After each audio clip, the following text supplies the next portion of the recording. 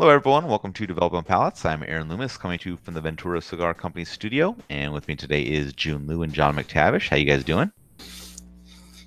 Doing good. This episode brought to you by LaCroix.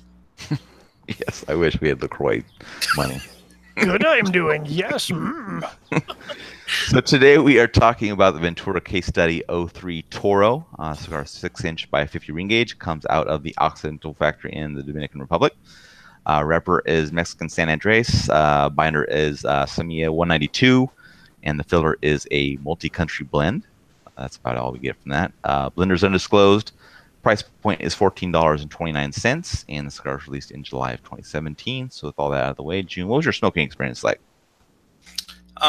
So this cigar I kind of put within first third and the last two thirds in like kind of two pieces. So first third, I had a ton of this like sweet earthy undertones, cream oak, and that sweetness was interesting. It was like a synthetic sweetness. It was almost like a what is that fake sugar stuff called? Like a aspartame. Yeah. Yeah. Can't stand that. It was kind of like that, and then, but it has some like dry red pepper spice minerals to kind of balance out this, to help balance out the sweetness.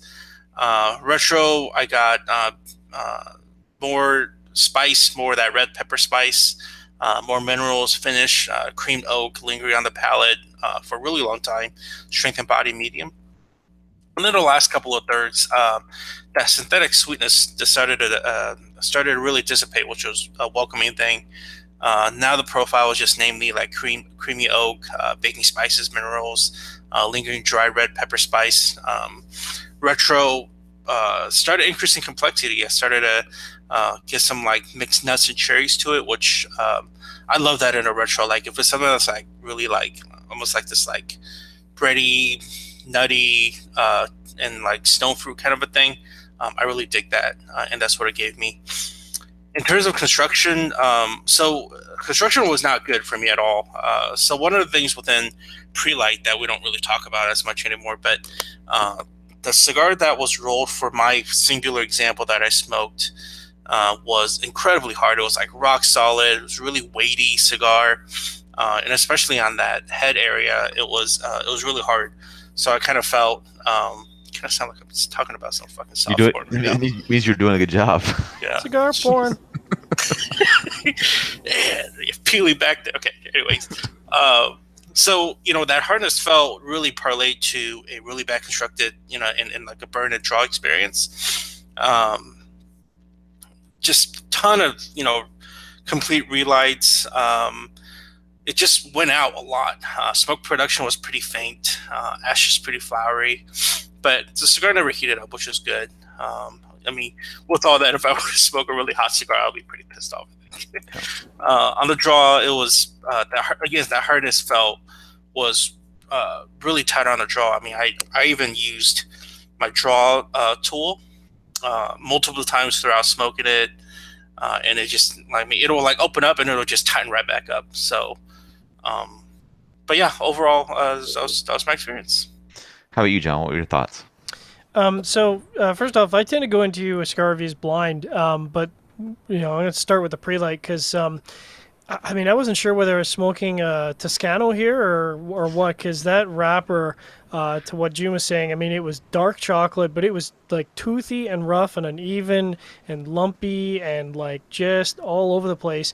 And I mean, smelling it, I mean, it was leather and cedar and pepper and sweet tobacco. But like looking at the wrapper, I was like, well, this has got to be San Andreas and like, maybe a low priming San Andreas. And then I started smoking it, and immediately got sour citrus, intense spices, and just tons of powdered cocoa. Kept powdered cocoa for days. In fact, the powdered cocoa was so intense that I actually could feel it in my mouth from the smoke. Like it was just, and I was like, well, this is obviously San Andreas. And then the sweetness kind of mixed in with citrus. I got a little bit of post-draw leather, which didn't really coat my palate, which is nice because I'm not really a huge fan of leather in general. And then the spices kind of backed off. And then kind of like June's experience, there was the first third and then the rest of the cigar, because the rest of the cigar, the powdered cocoa like drove off right off a cliff in the second third, and it was just earthiness, a little bit of citrus, but the flavors were just really muddied. There's no definition. Really, I was just kind of fighting to find something beyond the earthiness, and then the last third just was earthiness. It was earthiness for days on the Earth and Earth album. So there's just nothing else because all other flavors just got shoved aside, and it was like, "Hello, it is your friend Earth. Do you like me?" And I was like, "Well, not for a 40-minute smoking experience. I certainly don't." Did run into construction issues. Curiously, had no issues with the burn. So it's kind of funny. The ash actually held on really well in 1-inch increments. I had to knock it off aggressively. Burn was straight, slightly flaky ash. It was kind of flaking all over the place, but I don't really care about that. But the draw, man, oh my goodness gracious! Like it kind of reminded me of like you go to get a milkshake and you're like, okay, like I know you guys like to make thick milkshakes, but at some point I need to drink this. Yeah. So it Sit was on the dash for a half an hour and let it build. yeah, it was exactly. You're stirring it, and you're like, put it in front of your heater and stuff. So it wasn't crazy bad, but it was like definitely tight, and it did open up a little bit. But I would still describe the overall profile as tight.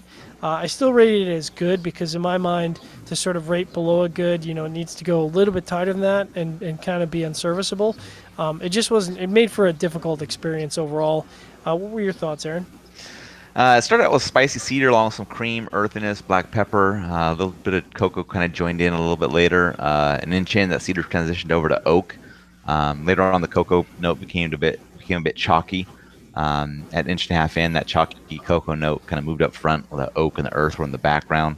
As the first third was wrapping up, spiced oak kind of moved to the back, moved back to the front, while the chalky cocoa and the earthiness were in the background. Getting the second third, about a half inch in, that chalky cocoa moved ahead of the spiced oak again. Retrohale was also kind of carrying that primarily chalkiness, but without the cocoa. Also had some oak there.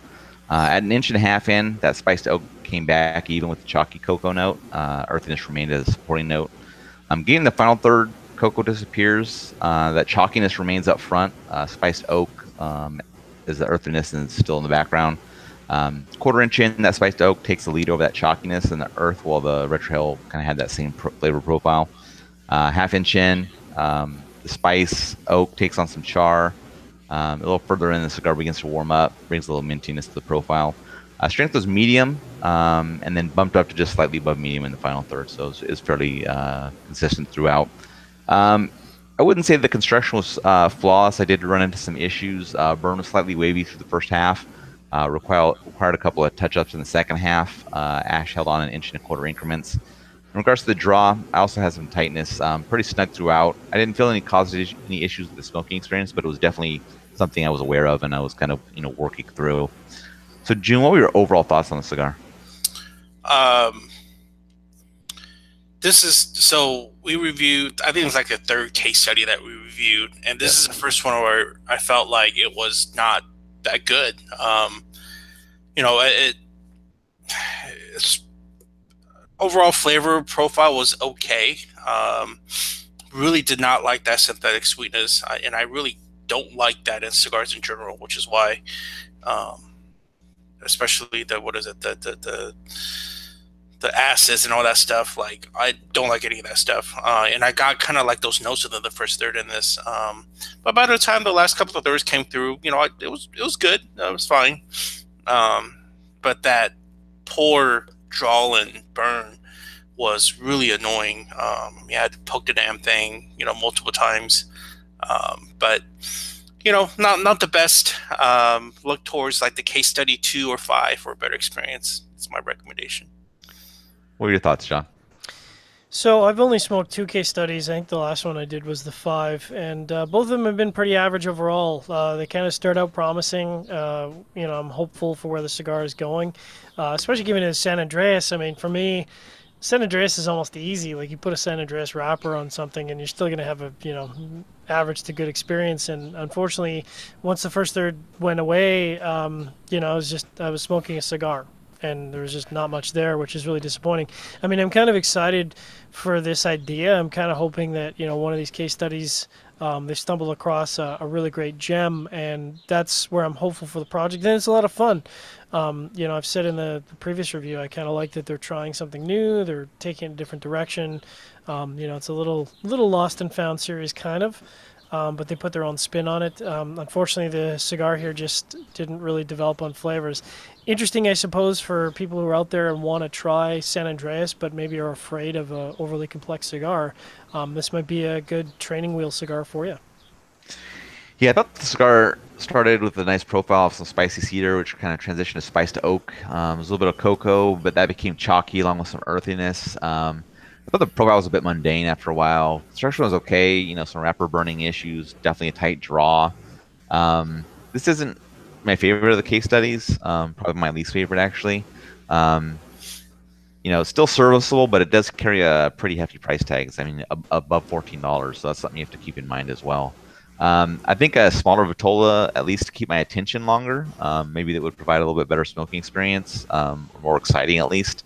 But yeah, it's probably not something I'm gonna run back to revisit. Sorry, Aaron, what was the MSRP on this?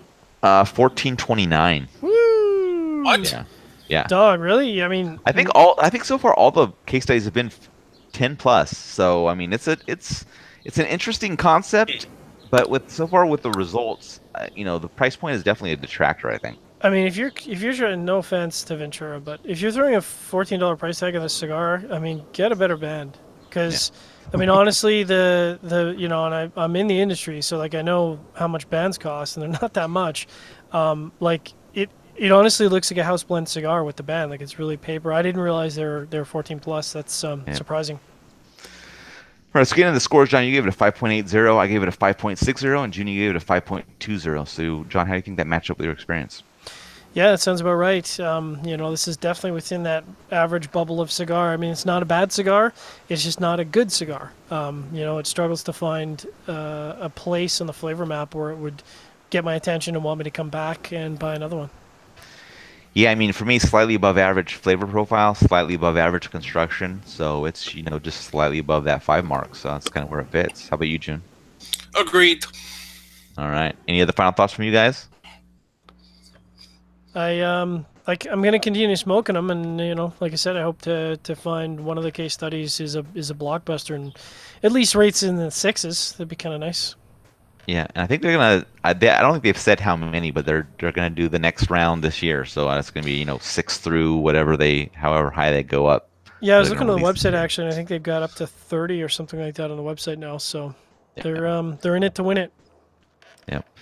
All right, if you're just catching this video on YouTube, be sure to subscribe to us, but also check out the full written review on the website, developingpalates.com. Be sure to follow us on all the social media channels, Facebook, Instagram, Twitter, and Google+. And you can catch all of our review recaps on podcasts, so iTunes, Google Play, and Podbean.